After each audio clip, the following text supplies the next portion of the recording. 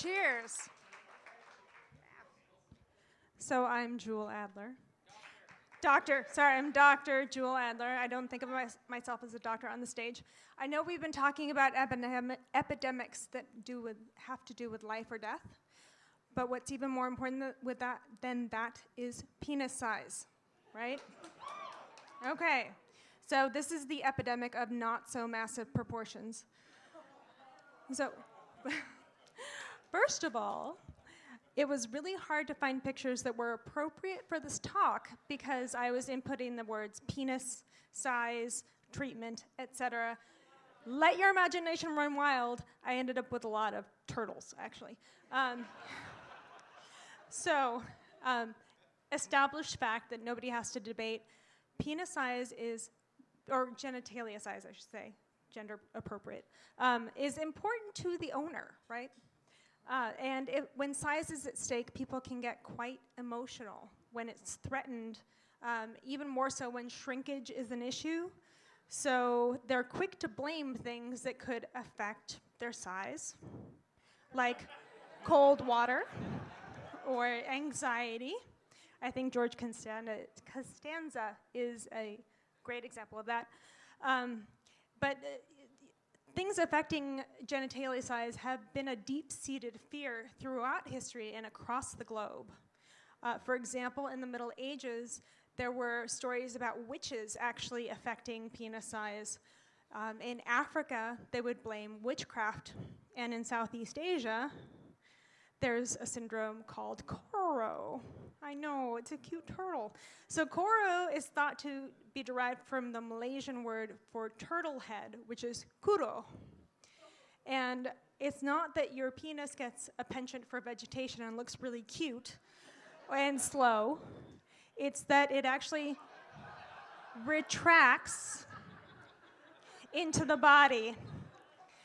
So people, when they have Koro, they feel a sense of cold and pain throughout their body in various parts, and it's known to actually result in death. I know, I don't know what's worse, shrinkage of penis or death. But, and when an impending attack comes, it's actually very well known in Southeast Asia that what you need to do is grab onto your penis, make sure it does not retract into your body, shout for help from others.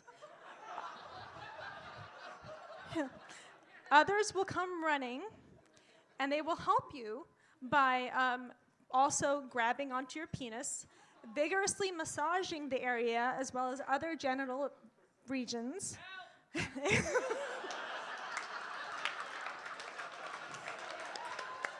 Bravo, bravo. So they massage the area until you stop screaming in pain.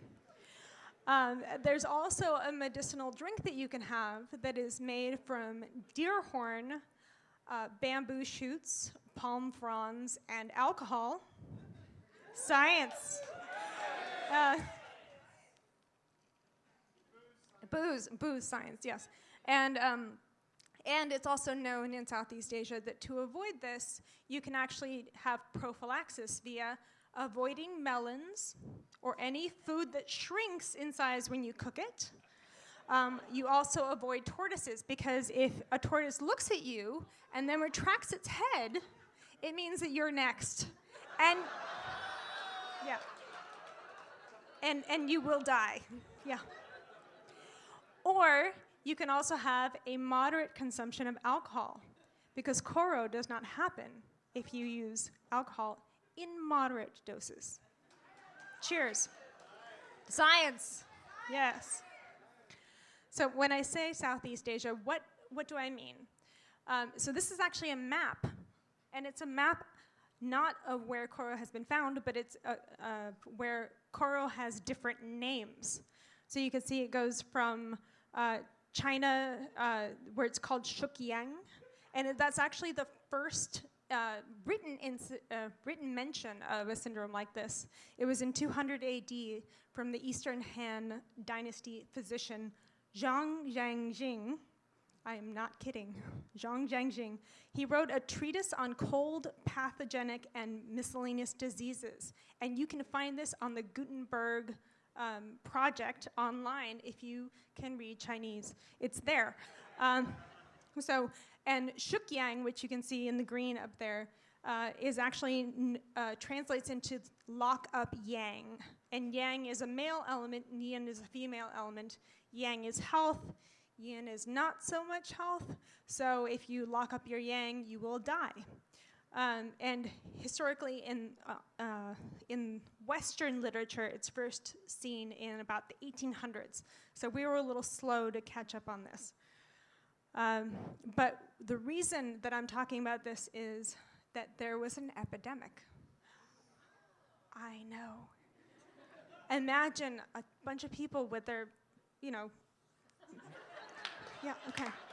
So, but what goes into an epidemic of this, which, by the way, is anxiety-driven. I just have to let you know it's not a real syndrome. But in Singapore, 1967, there was an epidemic of Koro. So the setting. You have ideologically disparate groups that are in a power struggle. And who here is very well versed in Singaporean history? Oh, we have somebody, yay, okay.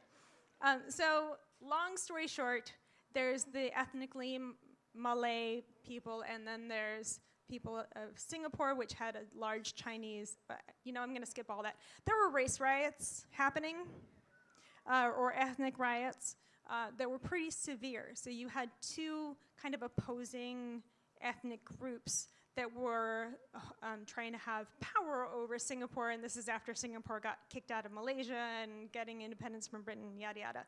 So anyway, that's 1967. And then, what comes next? That's the Tinder. 1968.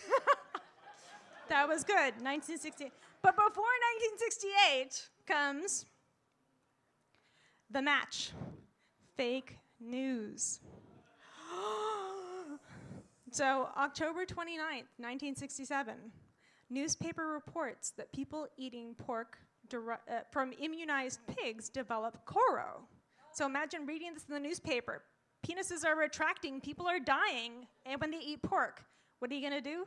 Stop buying pork, exactly.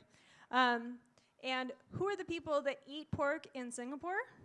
It's not the Malays, right? It's the Chinese. So they actually thought that this epidemic or this syndrome was happening. It was planted by the ethnically Malay people.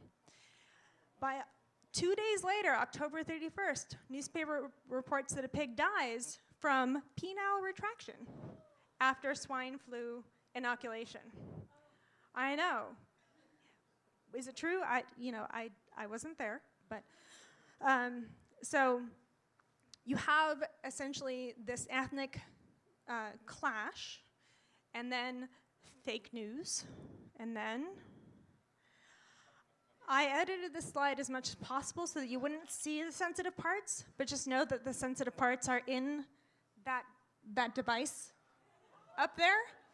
People got very creative about how to keep their penises from retracting into their bodies because they thought it could happen to them and they would die, which again is maybe not as bad as having your penis shrink.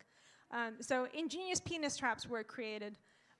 And by October 31st, which is 4 days after the first newspaper article, 2 days after the second, cases were starting to be seen at the Singapore General Hospital.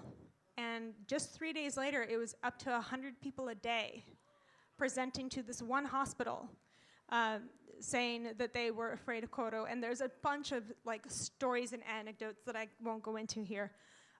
But suffice to say, people were actually causing damage to their organs by trying to keep their organs from being damaged, as you might imagine from this lovely contraption that is actually from the British Medical Journal that documented this.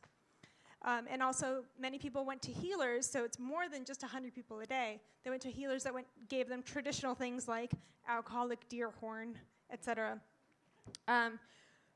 So the cure to this was that the Singapore Medical Association decided to have a public press conference saying that this was all, it was Koro, but it's due to fear. And what's one of the things that can make your genitalia appear smaller? Anxiety. Yay. Sorry, guys. But still, it's curable, right? So November 4th, they made this public announcement, and then the Public Ministry of Health also made an announcement on November 6th, and guess what happened? Cure! Yeah, it's a miracle. It's a miracle. Miracle Max came with it, but anyway. So science. So you can see that science. Yeah, medical professionals. Yay. Some of them are good. You could see that actually the SMA, the Singapore Medical Association press conference, happens at the peak of that, and then there's a significant drop. So I would call that not fake news. Yay. Okay.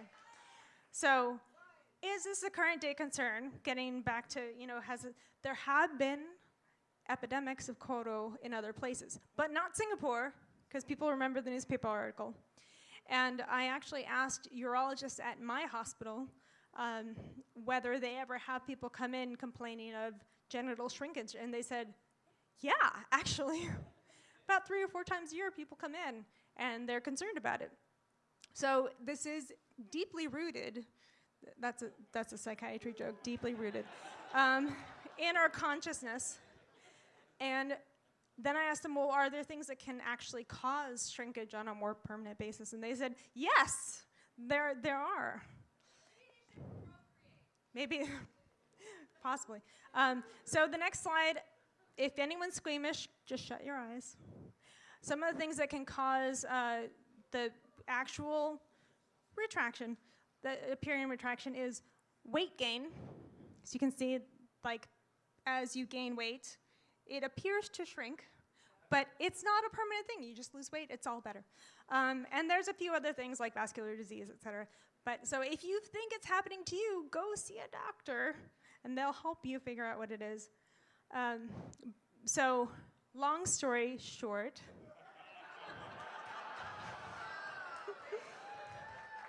take-home messages. The fear of sex organ disappearance runs deep, not only in men, but also women. I'm not going to go there. Threatened dicks are quick to blame other people. And I want to say, this is the toast part, check your sources before you freak out.